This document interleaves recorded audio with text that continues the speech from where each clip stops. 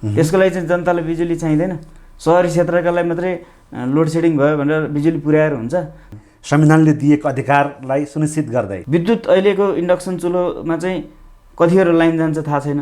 खाना पकाउँदा पकाउँदै चाहिँ काँचो हुन्छ, फेरि ग्यास बाल्नु परेन, फेरि दाउरा जोड्नु परेन। जसले पहुँच पुर्याउन सक्छ, मैले यो विकास ल्याइदिएँ, यो मेरो नेताले ल्याइदियो, मैले यस्तो गरेँ। जहाँ विनोद चौधरीहरू, शेखर गोल्छाहरू, हुलासहरू जान नसकेको ठाउँमा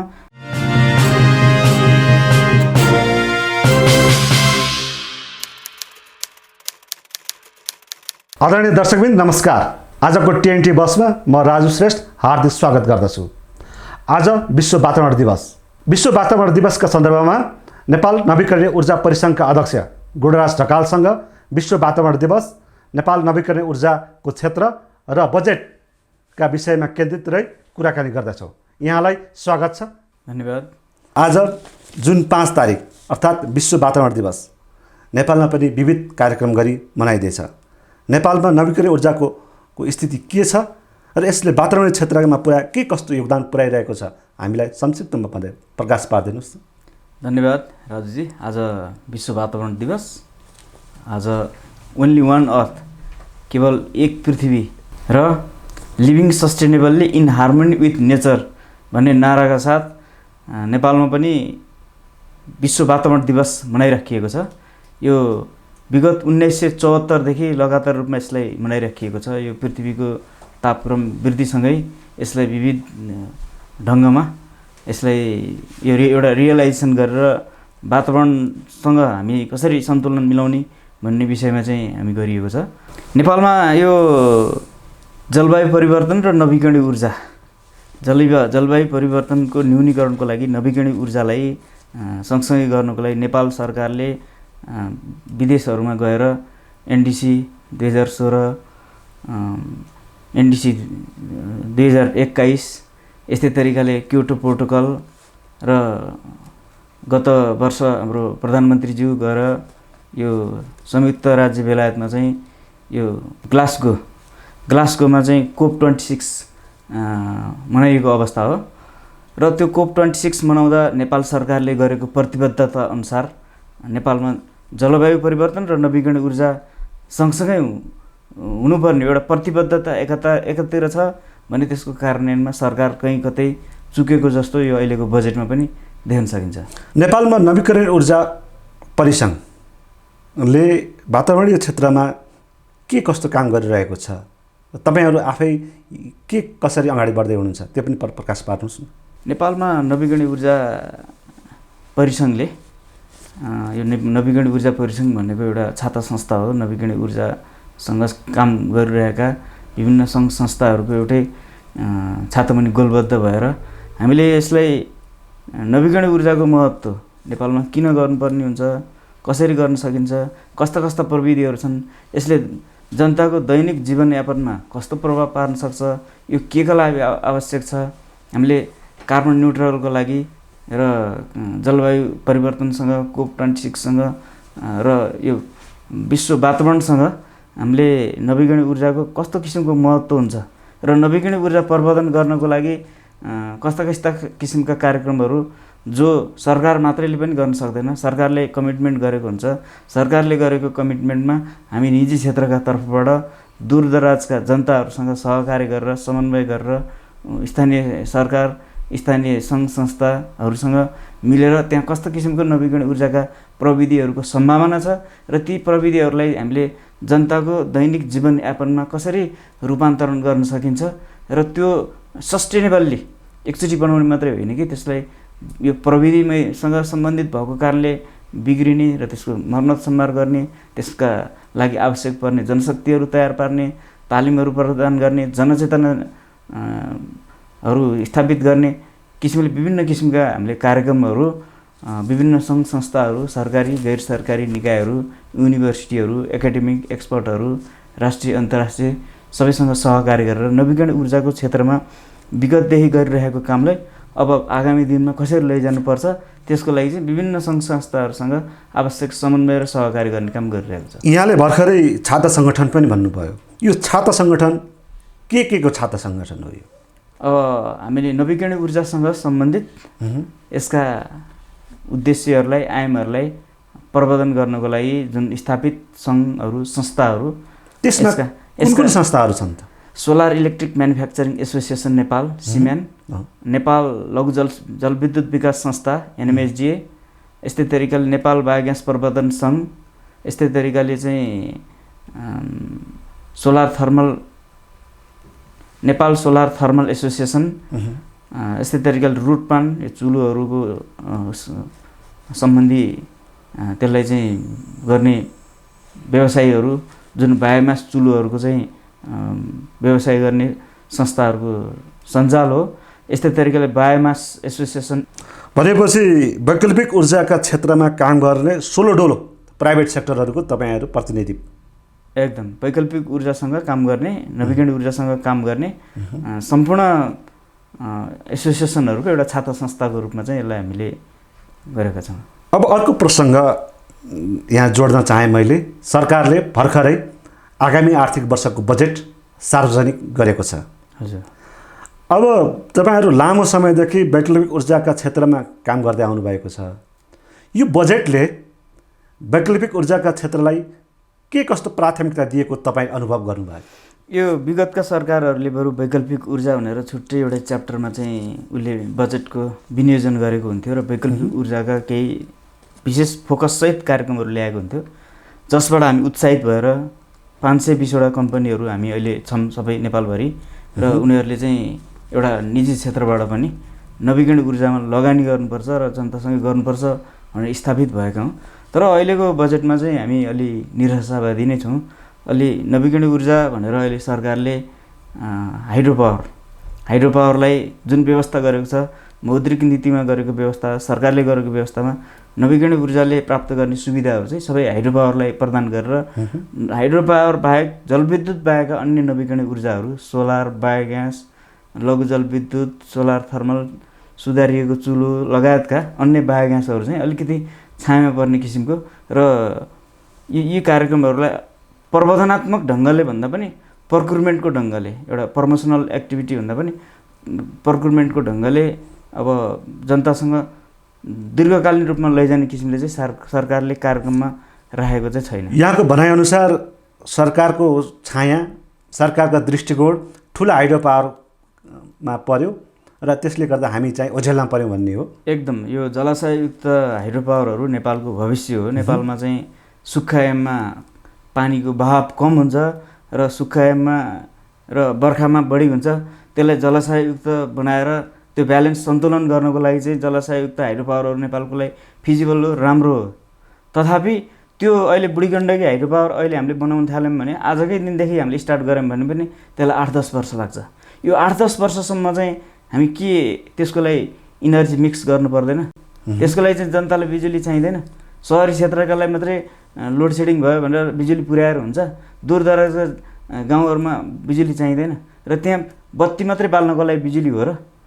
त्यहाँ खाना पकाउनको लागि, त्यहाँ उद्योग धन्दाहरू चलाउनको लागि, त्यहाँ स्थानीय स्तरमा उपलब्ध भएका स्रोतहरूलाई, साधनहरूलाई, त्यहाँका कृषिजन्य पदार्थहरूलाई एउटा आयमूलक कार्यक्रमहरूमा ल्याउनको लागि हामीले बिजुली प्रदान गर्नु पर्दैन? तर संविधानले वैकल्पिक ऊर्जा प्रवर्धनको अधिकार स्थानीय तहलाई सुनिश्चित गरेको छ।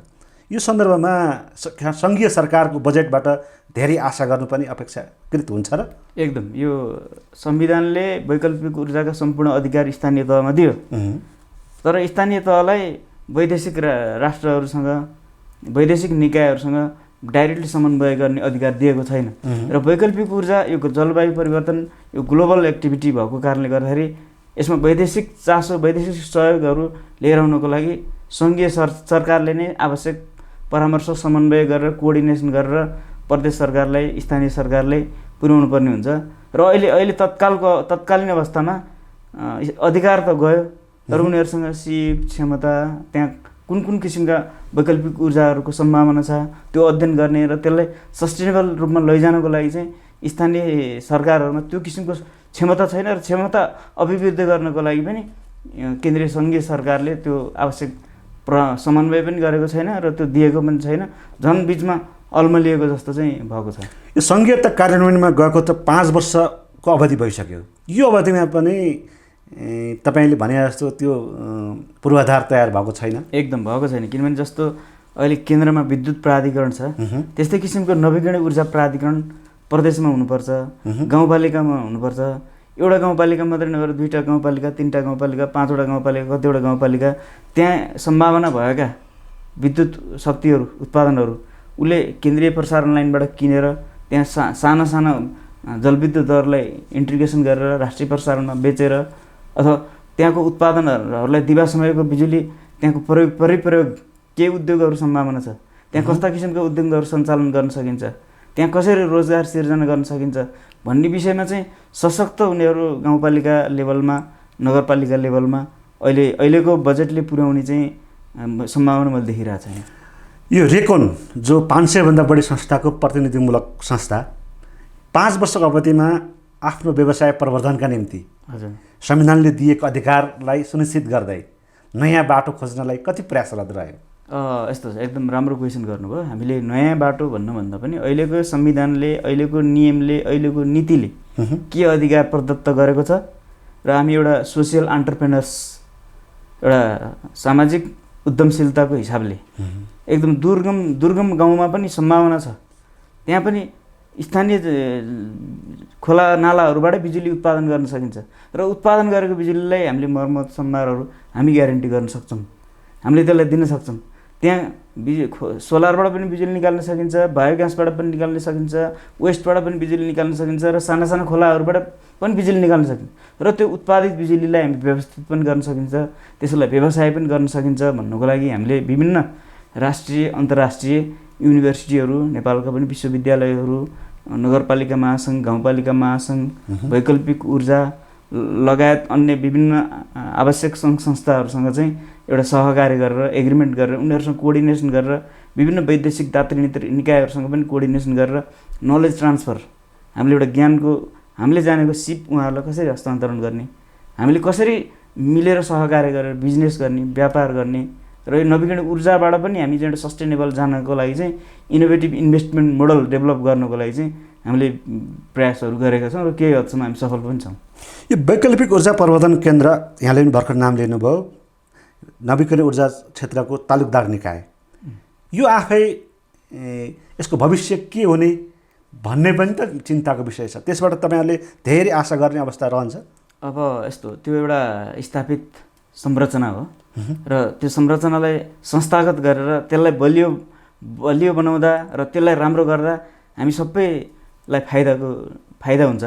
हामीले त्यसलाई एउटा नियमनकारी निकाय अथवा त्यसले चाहिँ एउटा टेक्नोलोजीहरू डेभलप गर्नको लागि विदेशबाट पैसा लिएर आउनको लागि र जुन हामीले अहिले चाहिँ यो कार्बन उत्सर्जन गरिरहेछौँ, हामीले मोटरसाइकल चलाउँदा, गाडी चलाउँदा, उद्योगहरू सञ्चालन गर्दा उत्सर्गित कार्बनहरूलाई एउटा ट्याक्सको दायरामा ल्याएर त्यसलाई त्यो पैसालाई म्यानेज गरेर एउटा जुन नवीकरणीय क्लिन टेक्नोलोजीमा काम गर्ने उद्यमीहरू, क्लिन टेक्नोलोजीमा काम गर्ने कम्पनीहरू, स्थानीय निकायहरू त्यो ट्याक्स त्यहाँ पुर्याउने एउटा माध्यमको रूपमा हामीलाई के न के संरचना चाहिन्छ र त्यो संरचना भोलि वैकल्पिक ऊर्जा हुनसक्छ र वैकल्पिक ऊर्जाले आजकै दिनदेखि अलिकति इनोभेटिभ प्रवर्धनात्मक कामहरूमा चाहिँ स्पेस खोज्न जरुरी छ र उसले एउटा कस्तो किसिमको टेक्नोलोजीहरू उपलब्ध छ विश्व बजारमा र नेपालमा कुन ठाउँमा कुन टेक्नोलोजी चाहिँ उपयुक्त छ।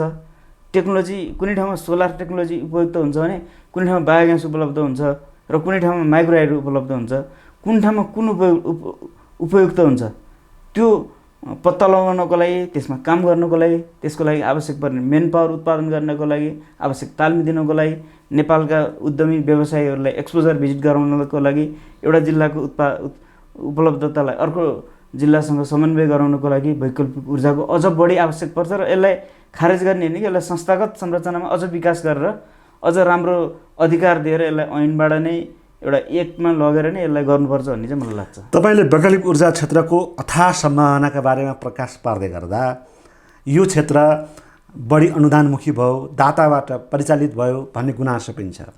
अब तपाईँ प्राइभेट सेक्टरको नेतृत्वकर्ता, निजी क्षेत्रले सो लगानीमा आफ्नो व्यवसाय प्रवर्धन गर्न सक्ने सम्भावना अहिले देखिएको छ कि छैन? एकदम तपाईँले सही कुरा गर्नुभयो। हामीले अनुदानको मात्रै बाटो हिँड्ने भनेको यो भनेको सरकारको बाध्यता हो। हामी निजी क्षेत्र हो, सरकारले हामीलाई कहिले पनि अनुदान दिएको छैन र हामीले मागेको पनि छैन। तर जनतालाई दिएको उसले अनुदान, जनतालाई अनुदान दिँदा त्यसमा आर्थिक पारदर्शिताका अरू कुराहरू अन्य कुराहरू होलान्। अनुदान अब जस्तो अहिले चुलोमा समेत दिएको छ, यो इन्डक्सन चुलोमा दिएको छ। अब त्यो चुलोमा तपाईँको अहिले मध्यमवर्गीय जनता जहाँ विद्युत प्राधिकरणको राष्ट्रिय प्रसारण लाइन पुगिसकेको ठाउँमा पनि उसले चुलोमा अनुदान दिइरहेछ। जहाँका मान्छे चाहिँ मोटरसाइकल चलाउने हैसियत राख्छन्, एप्पल आइफोनको 1.5 लाखको मोबाइल किनेर लिने हैसियत राख्छन्, यदि तिनीहरूलाई आवश्यकता पर्दा त्यो जनतालाई 2000 को 3000 को एउटा चुलोको अनुदानको जरुरत पर्छ। त्यसलाई त जनचेतनाको जरुरत पर्छ। रिलायबल विद्युत देऊ न। विद्युत अहिलेको इन्डक्सन चुलोमा चाहिँ कतिखेर लाइन जान्छ थाहा छैन। खाना पकाउँदै चाहिँ काँचो हुन्छ, फेरि ग्यास बाल्नु परेन, फेरि दाउरा जोड्नु परेन। त्यसको सट्टा पर रिलायबल बिजुली देऊ न। त्यो अनुदान दिनको सट्टा त्यो पैसा चाहिँ रिलायबल बत्ती दिएको ठाउँमा कन्फर्म बत्ती नै नजाने डबल डेडिकेटेड लाइन राखेर हुन्छ कि अथवा ब्याकअपहरू राखेर हुन्छ कि त्यहाँ बिजुली दिने खाना पकाउने बेलामा लाइन जाँदैन गयो भने खबर गर्नुहोस् भन्ने किसिमले उसले दिन सक्यो भने अहिले जनतालाई चाहिँ त्यो सस्तो लोकप्रियताको हिसाबमा अनुदान फ्री चाहिएको होइन।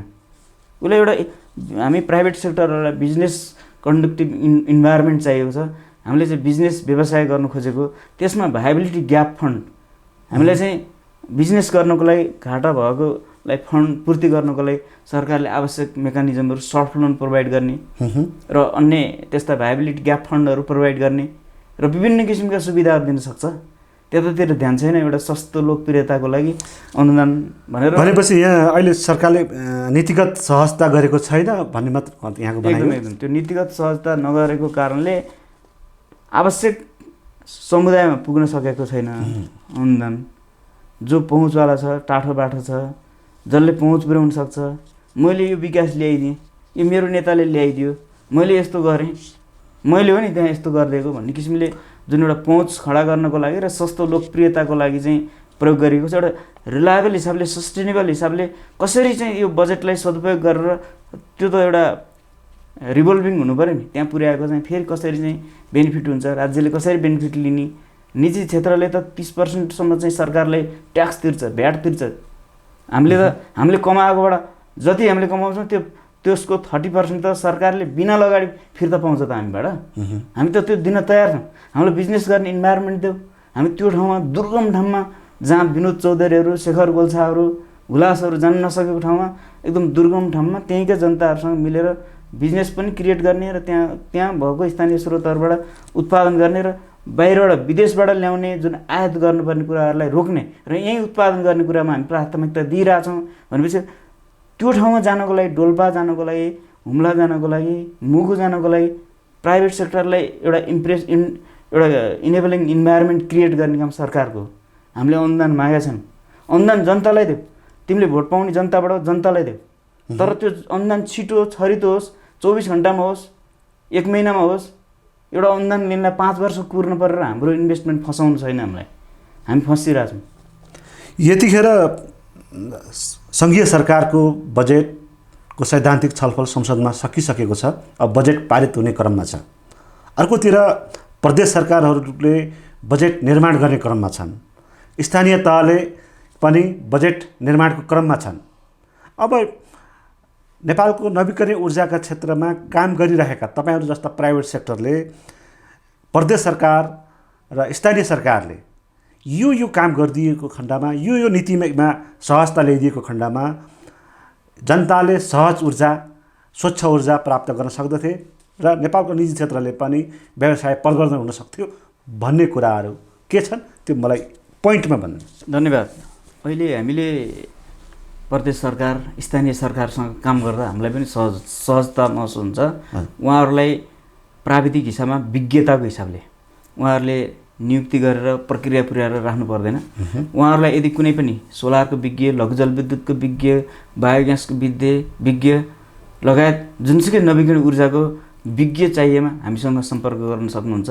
त्यसको नीति निर्माण गर्नको लागि होस्, कार्यक्रमहरू बनाउनको लागि होस्, अथवा जुनसुकै त्यस्ता कार्यक्रमहरू इम्प्लिमेन्ट गर्नलाई सम्भाव्य छ कि छैन भन्नको लागि उहाँहरूले चाहिँ हामीसँग सम्पर्क गर्न सक्नुहुन्छ। हामी त्यो दिनको लागि तयार छौँ र हामीले आवश्यक समन्वय केन्द्रीय सरकारसँग र विभिन्न वैदेशिक दात्री निकायहरूसँग सहकार्य गरेर उहाँहरूसँग एउटा बिजनेस मोडलमा त्यो ठाउँमा एउटा स्थानीय नवीकरणीय ऊर्जा प्राधिकरण भनौँ न, यसलाई जसरी केन्द्रमा विद्युत प्राधिकरण छ, प्रदेश स्तरीय नवीकरणीय ऊर्जा प्राधिकरण गठन गरेर केन्द्रको बिजुली किन्ने पनि र त्यही प्रदेशमा उत्पादित बिजुलीहरू वाटेभर जेबाट उत्पादन हुन्छ त्यो सरकारलाई बेच्ने र त्यो बापत त्यहाँ एउटा इन्डिपेन्डेन्टली सञ्चालन गर्न सक्ने र त्यो प्रोफिट मेकिङ भयो भने प्राइभेट सेक्टरको तर्फबाट त्यो नवीकरणीय ऊर्जा उत्पादन गर्न, त्यो नवीकरणीय ऊर्जा वितरण गर्न र त्यो नवीकरणीय ऊर्जाबाट हामी के कस्ता किसिमका उद्योगहरू सञ्चालन गर्न सकिन्छ त्यसमा लगानी गर्न र त्यसलाई सञ्चालन गर्नलाई सस्टेनेबल्ली नवीकरणीय गरी जिम्मा लिएर काम गर्नको लागि हामी नवीकरणीय ऊर्जा उहाँहरूलाई आग्रह गर्न चाहन्छौँ। नवीकरणीय ऊर्जा परिसङ्घ आग्रह गर्न चाहन्छ र यो नवीकरणीय ऊर्जा हामीले जनतासँग सजिलै पुर्याउने, छिटो छरितो बनाउनको लागि चाहिँ एउटा इन्भेस्टमेन्ट मोडल, अब जस्तो हरेक घर ऊर्जा घर र हरेक व्यक्ति ऊर्जा उत्पादक बन्नुपर्छ र हामी एउटा रेस्पोन्सिबल ढङ्गले प्रत्येक मान्छेहरूले हामीले कार्बन उत्सर्जन गर्नुपर्ने बाध्यता हुन्छ। हामीले मोटरसाइकल चलाउनु पर्ने हुन्छ, हामीले कार चलाउनु पर्ने हुन्छ, हामी गाडी चढ्नु पर्ने हुन्छ, प्लेन चढ्नु पर्ने हुन्छ र हामीले पनि वातावरणमा असर पुर्याइरहेछौँ भने म सेल्फ मेरो दायित्व निर्णय गरेर मैले चाहिँ पृथ्वीलाई र यो जलवायुलाई परिवर्तनको लागि मैले केही न केही कन्ट्रिब्युट गर्नुपर्ने हुन्छ। त्यो हिसाबले त्यसको नवीकरणीय ऊर्जाको सम्पूर्ण अधिकार प्रदेश सरकारसँग र स्थानीय सरकारसँग भएको कारणले उहाँहरूले आफ्नो गाउँपालिका, नगरपालिका र प्रदेशले कार्बन ट्याक्स लगाउन चाहिँ उहाँहरूलाई अधिकार छ। उहाँहरूले यो केन्द्रीय सरकारसँग पनि रिक्वेस्ट गर्न सक्नुहुन्छ र त्यो बापत कुनै जिल्ला 100% रिन्युएबल इनर्जी, कुनै वडा एउटा स्याम्पलको रूपमा उहाँहरूले घोषणा गर्नुभयो। त्यसमा चाहिँ 100% रिन्युएबल इनर्जी र 100% रिन्युएबल इनर्जीका कार्यक्रमहरूमा काम गर्नको लागि, पाइलटिङ गर्नको लागि त्यो ठाउँमा चाहिँ उहाँहरूलाई प्राविधिक सेवा दिनको लागि नवीकरणीय ऊर्जा परिसङ्घ हार्दिक आग्रह गर्न चाहन्छ। अन्त्यमा तपाईँले केही भन्न बाँकी रहेका र मैले सोध्न केही छुट्याएका केही विषय छन्? नेपाल सरकारले जुन यो नवीकरणीय ऊर्जा प्रवर्धन सम्बन्धी कार्यक्रमहरू चाहिँ जुन आफूले घोषणा गरेका कार्यक्रमहरूसँगको तारतम्यता मिलाइदियोस् र आगामी दिनमा नवीकरणीय ऊर्जाका कार्यक्रमहरू गर्दाखेरि एउटा निजी क्षेत्रहरूसँग पनि सहकार्य गरेर निजी क्षेत्रलाई समेत सँगै राखेर त्यो कार्यक्रमहरू सञ्चालन गर्नको लागि, सम्पन्न गर्नको लागि प्रदेश सरकार, गाउँपालिका, नगरपालिकामा त्यहाँ कस्तो किसिमको नवीकरणीय ऊर्जा प्रवर्धन गर्न सकिन्छ त्यसमा केन्द्रीय सरकारले बजेटमा पनि एउटा विशेष व्यवस्था गरोस् र ती सरकारहरूलाई पूर्ण अधिकारसहित त्यहाँको विकासको लागि त्यहीँकै नगरपालिकाहरूले आवश्यक ठानेको सशर्त अनुदान होइन कि त्यही गाउँपालिका, नगरपालिकाहरूले अब भनौँ न साना जलविद्युत उत्पादन गर्न सम्भावना देखिएका ठाउँहरूमा प्राविधिक सहयोग उपलब्ध गराइदिनको लागि, उनीहरूलाई चाहिँ बजेट उपलब्ध गराउनको लागि, ब्याङ्कबाट सफ्ट लोन उपलब्ध गराउनको लागि केन्द्रीयको सरकारको समेत भूमिका हुन्छ र बिस्तारै गाउँपालिका, नगरपालिका पनि त्यसमा चाहिँ आफू विज्ञ बन्दै जान्नेछन् र हामी तिनै तहका सरकारहरूसँग आवश्यक समन्वय गर्न जानलाई नेपाल नवीकरणीय ऊर्जा परिसङ्घ तयार छ। धन्यवाद गुणराज ढकालज्यू। आज हामीले आजको TNT बसमा नेपाल नवीकरणीय ऊर्जाको क्षेत्रमा भएका गतिविधि र बजेटका सन्दर्भमा छलफल गऱ्यौँ। आगामी दिनमा TNT बसको अर्को श्रृङ्खला फरक विषयमा फरक व्यक्तिसँग फेरि कुराकानी गर्नेछौँ। हस्त नमस्कार।